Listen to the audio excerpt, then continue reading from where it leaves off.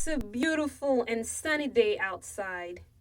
Eddie wakes up, showers, gets ready for class, and dashes off to the bus stop. Today is important.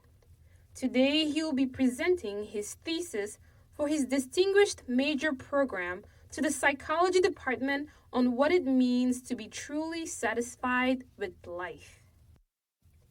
As Eddie approaches the bus stop, he sees the bus that will get him started on the path of a very important day.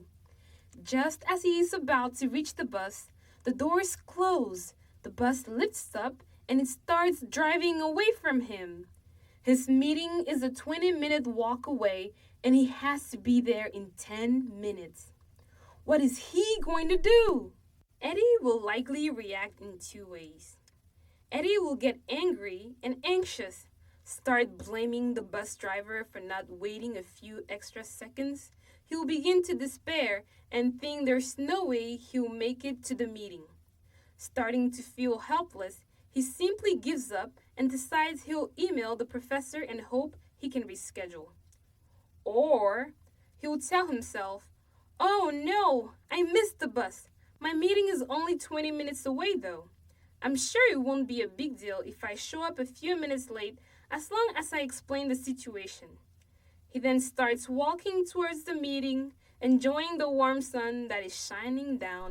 Now, the average person will see Eddie's reactions and label him first as a pessimist and second as an optimist. Like most people, they will believe that these dispositions are completely inherent, and very rarely can people affect the way that they react to the world. While 50% is caused by our genes, 40% of our reactions can be controlled by the way we choose to explain life events to ourselves. In the first reaction, Eddie believed that missing the bus means that he'll never be a psychologist and he will never, ever feel happiness again. And it's all because he hit snooze.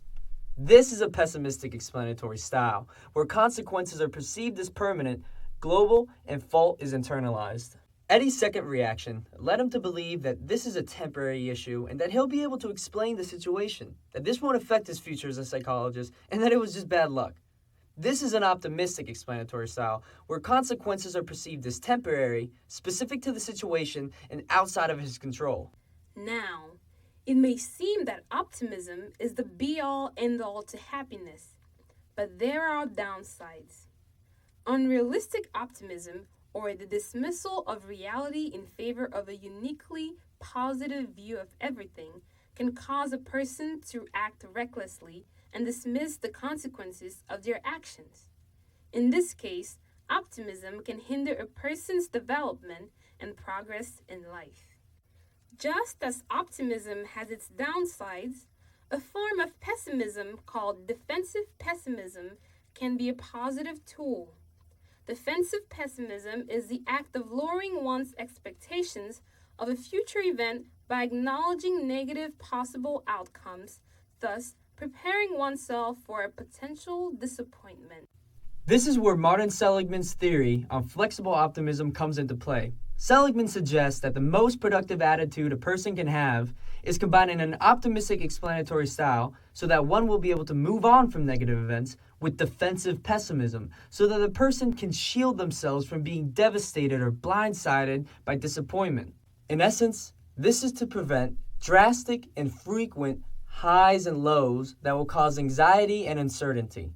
This combination of an optimistic explanatory style and defensive pessimism has been proven to provide greater resilience, perseverance, better health, and of course, higher levels of subjective well-being. Hence, a flexible optimist would miss the bus and realize that not all is lost, but that showing up late to the meeting might make a bad impression. Instead of accepting defeat or being blind to the negative realities, Eddie starts to sprint toward his meeting and he makes it right on time, if a bit sweaty.